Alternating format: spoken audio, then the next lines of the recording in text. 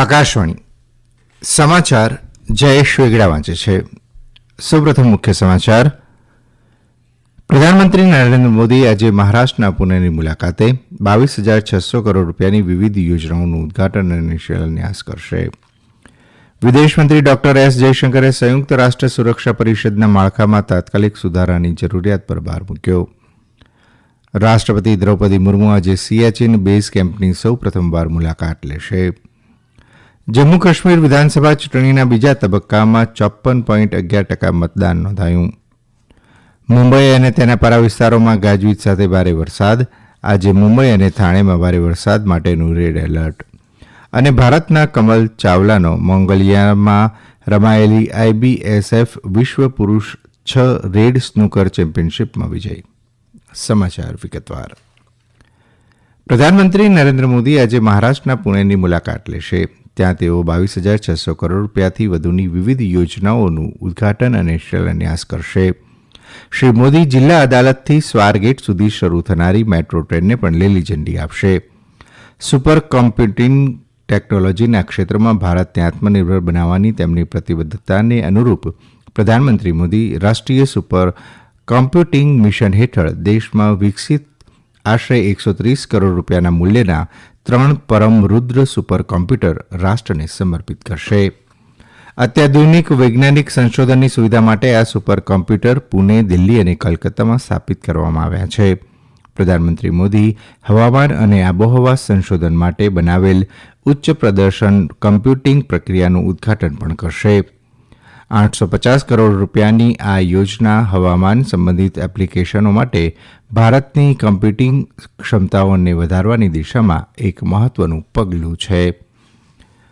ભારતે આંતરરાષ્ટ્રીય નિર્ણય લેવાની પ્રક્રિયામાં ખાસ કરીને સંયુક્ત રાષ્ટ્ર સુરક્ષા પરિષદના માળખામાં તાત્કાલિક સુધારાની જરૂરિયાત પર ભાર મૂક્યો છે.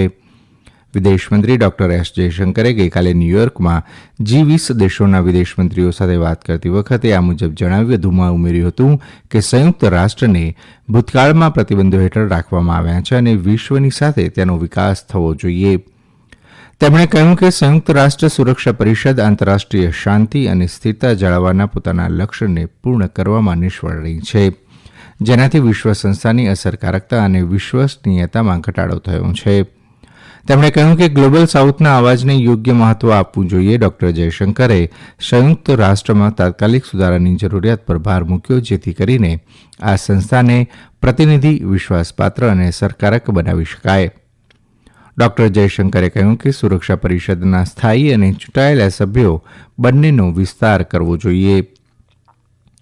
મોટા, વિકસિત અને વિકાસશીલ દેશોના સંગઠન G20ના મંત્રીઓની બેઠક સંયુક્ત રાષ્ટ્ર મહાસભાના સત્રથી અલગ યોજાઈ હતી. રાષ્ટ્રપતિ દ્રૌપદી મુર્મુ આજે સિયાચીનમાં બેઝ કેમ્પની મુલાકાત લેશે. આ મુલાકાત દરમિયાન તેઓ બેઝ કેમ્પમાં તૈનાત સૈનિકો સાથે વાતચીત કરશે. શ્રીમતી મુર્મુની આ પ્રથમ બેઝ કેમ્પની મુલાકાત છે. જમ્મુ કાશ્મીર વિધાનસભા ચૂંટણીના બીજા તબક્કામાં ગઈકાલે સાંજે 7 વાગ્યા સુધી 54.11% મતદાન નોંધાયું હતું. ચૂંટણી પંચે કહ્યું કે 26 વિધાનસભા મત વિસ્તારો માટે મતદાન શાંતિપૂર્ણ રીતે પૂર્ણ થયું હતું.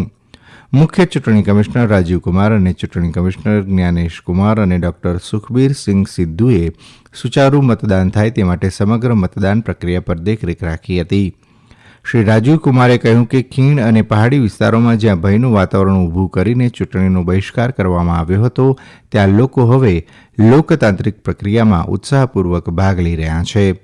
તેમણે કહ્યું કે મતદારોને ભયમુક્ત વાતાવરણ આપવા માટે ચુસ્ત સુરક્ષા વ્યવસ્થા કરવામાં આવી છે. શ્રી કુમારે કહ્યું કે મતદાન પ્રક્રિયામાં પારદર્શિતા સુનિશ્ચિત કરવા માટે તમામ મતદાન મથકો પર વેબકાસ્ટિંગની સુવિધા પૂરી પાડવામાં આવી છે. દરમિયાન જમ્મુ કાશ્મીરના ઉપરાજ્યપાલ મનોજ સિન્હાએ ગઈકાલે વિધાનસભા ચૂંટણીના બીજા તબક્કામાં મોટી સંખ્યામાં ભાગ લેવા બદલ મતદારોને અભિનંદન પાઠવ્યા છે. સોશિયલ મીડિયા પર એક પોસ્ટમાં તેમણે રિયાસી, પૂંચ, રાજૌરી, ગંદેલબલ, બડગામ અને શ્રીનગરના મતદારોને અભિનંદન આપ્યા હતા.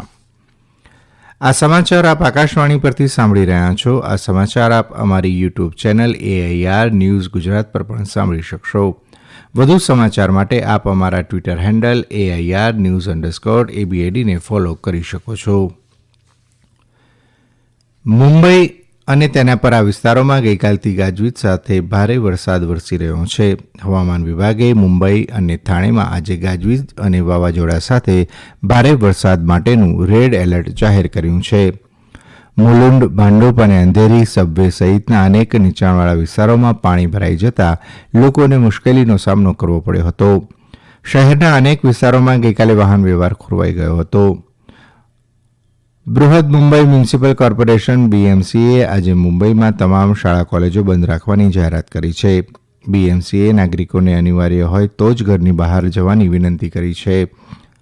દરમિયાન હવામાન વિભાગે અતિભારે વરસાદને પગલે મહારાષ્ટ્ર, ગોવા, કોંકણ, ગુજરાત, સિક્કિમ અને પશ્ચિમ બંગાળના કેટલાક ભાગોમાં રેડ એલર્ટ જાહેર કર્યું છે. હવામાન વિભાગે આજે સૌરાષ્ટ્ર, કચ્છ, અરુણાચલ પ્રદેશમાં ભારેથી અતિભારે વરસાદની પણ આગાહી કરી છે. ગુજરાત, ઉત્તરાખંડ, પશ્ચિમી મધ્યપ્રદેશમાં આવતીકાલ સુધી ભારે વરસાદની સ્થિતિ રહેશે. ભારતના કમલ ચાવલાએ મંગોલિયાના ઉલનબટારમાં IBSF વિશ્વ પુરૂષ 6 રેડ સ્નૂકર ચેમ્પિયનશિપ જીતી લીધી છે. ચાવલાએ ફાઇનલમાં પાકિસ્તાનના અસજાદ ઇકબાલને 6-2થી હરાવીને તેનો પ્રથમ IBSF વિશ્વ ખિતાબ જીત્યો છે. મલકિતસિંહ, વિદ્યા પિલ્લે અને કીર્તન પાંડેએ 3 કાંસ્ય ચંદ્રકો જીત્યા છે. ચાવલા વર્ષ 2017માં આ ટુર્નામેન્ટનો રનર્સઅપ હતો. ભારતની વિદ્યા પિલ્લઈએ મહિલા વર્ગમાં સેમીફાઇનલમાં હોંગકોંગની એન્જી ઓન ઈ સામે 2-4ના સ્કોરથી હાર્યા બાદ કાંસ્ય ચંદ્રક મેળવ્યો હતો. રશિયાના રાષ્ટ્રપતિ વ્લાદિમીર પુતિને કહ્યું છે કે જો કોઈપણ પરમાણુ શક્તિ સંપન્ન રાષ્ટ્ર રશિયા પર હુમલો કરનાર દેશને સમર્થન આપે છે તો તેને હુમલામાં સામેલ ગણવામાં આવશે. ગઈકાલે મોસ્કોમાં રશિયાની સુરક્ષા પરિષદમાં બોલતા શ્રી પુતિને જાહેરાત કરી હતી કે જો પરમાણુ શક્તિ સંપન્ન દેશના સમર્થનથી કોઈપણ પરમાણુ રહિત દેશ રશિયા પર હુમલો કરે છે તો આવી કાર્યવાહીને રશિયન સંઘ પર સંયુક્ત હુમલા તરીકે જોવામાં આવશે. રશિયન લશ્કરી થાણાઓ પર લાંબા અંતર સુધી હુમલો કરવા સક્ષમ પશ્ચિમી મિસાઇલોનો યુક્રેન દ્વારા ઉપયોગ કરવાની મંજૂરી મેળવવાના પ્રયાસ અંગે આ ટિપ્પણી કરવામાં આવી છે. યુક્રેનના રાષ્ટ્રપતિ વ્લોદિમીર ઝેલેન્સ્કીએ જણાવ્યું હતું કે તેઓ રશિયાના અંતરિયાળ વિસ્તારોમાં ગોળીબાર કરવા માટે લાંબા અંતરના શસ્ત્રોનો ઉપયોગ કરવા અમેરિકા અને યુરોપમાં તેમના સાથીઓની સંમતિ મેળવવાનો પ્રયાસ કરશે. પ્રધાનમંત્રી નરેન્દ્ર મોદી સરકારે તેના ત્રીજા કાર્યકાળના 100 દિવસ પૂર્ણ કર્યા છે. આ સમયગાળા દરમિયાન સરકારે માળખાકીય સુવિધાઓ, ખેડૂતો, મધ્યમ વર્ગ, મહિલાઓ અને યુવાનોને ધ્યાનમાં રાખીને 15 લાખ કરોડ રૂપિયાની અનેક યોજનાઓનો આરંભ કર્યો છે. અમારા સંવાદદાતા જણાવે છે કે રાષ્ટ્રના વિકાસ માટે સુશાસન જરૂરી છે. સરકારે સમૃદ્ધ ભારતનો મજબૂત પાયો બનાવવા માટે અનેક પહેલ કરી છે અને સામાજિક, આર્થિક અને ન્યાયિક સશક્તિકરણ પર ધ્યાન કેન્દ્રિત કરીને એક સર્વગ્રાહી અભિગમ અપનાવવામાં આવ્યો છે. હવે આજના અખબારોના મુખ્ય સમાચારો રજૂ કરે છે અનિલ પટેલ. પેરાસિટામોલ સહિત 53 દવાઓ ક્વોલિટી ટેસ્ટમાં નિષ્ફળ. આ સમાચાર નવગુજરાત સમય દિવ્ય ભાસ્કરે પ્રથમ પાને પ્રકાશિત કર્યા છે. સંદેશ અને દિવ્ય ભાસ્કરની હેડલાઇન છે, દેશના એકેય ભાગને પાકિસ્તાન ન કહી શકો સુપ્રીમ કોર્ટ. કંગના રનૌતે કૃષિ કાયદાને પાછો ખેંચવા અંગે આપેલા નિવેદન બદલ માફી માંગી આ સમાચારને પણ તમામ દૈનિકોએ સ્થાન આપ્યું છે. ભારતની 14 મેનેજમેન્ટ સંસ્થાઓ વિશ્વની શ્રેષ્ઠ MBA સંસ્થાઓમાં સામેલ. આ સમાચાર નવગુજરાત સમય અને દિવ્ય ભાસ્કરે પ્રથમ પાને લીધા છે. દિવ્ય ભાસ્કર અને ગુજરાત સમાચારનો અહેવાલ જણાવે છે, IPO ભરતા પગારદાર પેન્શનરોને આવકવેરા વિભાગે ઈમેલ પર નોટિસ મોકલી. ઉપરાંત મુંબઈમાં ભારે વરસાદ, કાશ્મીરમાં બીજા તબક્કાનું મતદાન, ઇઝરાયેલ લેબેનોન વચ્ચેનો સંઘર્ષ જેવા સમાચારો પણ પ્રકાશિત થયા છે. અને અંતમાં મુખ્ય સમાચાર ફરી એકવાર. પ્રધાનમંત્રી નરેન્દ્ર મોદી આજે મહારાષ્ટ્રના પુણેની મુલાકાતે 22,600 કરોડ રૂપિયાની વિવિધ યોજનાઓનું ઉદઘાટન અને શિલાન્યાસ કરશે. વિદેશમંત્રી ડોક્ટર S જયશંકરે સંયુક્ત રાષ્ટ્ર સુરક્ષા પરિષદના માળખામાં તાત્કાલિક સુધારાની જરૂરિયાત પર ભાર મૂક્યો. રાષ્ટ્રપતિ દ્રૌપદી મુર્મુ આજે સિયાચીન બેઝ કેમ્પની સૌ પ્રથમવાર મુલાકાત લેશે. જમ્મુ કાશ્મીર વિધાનસભા ચૂંટણીના બીજા તબક્કામાં 54.11% મતદાન નોંધાયું. મુંબઈ અને તેના પરા વિસ્તારમાં ગાજવીજ સાથે ભારે વરસાદ. આજે મુંબઈ અને થાણેમાં ભારે વરસાદ માટેનું રેડ એલર્ટ. અને ભારતના કમલ ચાવલાએ IBSF વિશ્વ પુરૂષ 6 રેડ સ્નૂકર ચેમ્પિયનશિપમાં વિજય મેળવ્યો. આકાશવાણી પરથી સમાચાર પૂરા થયા.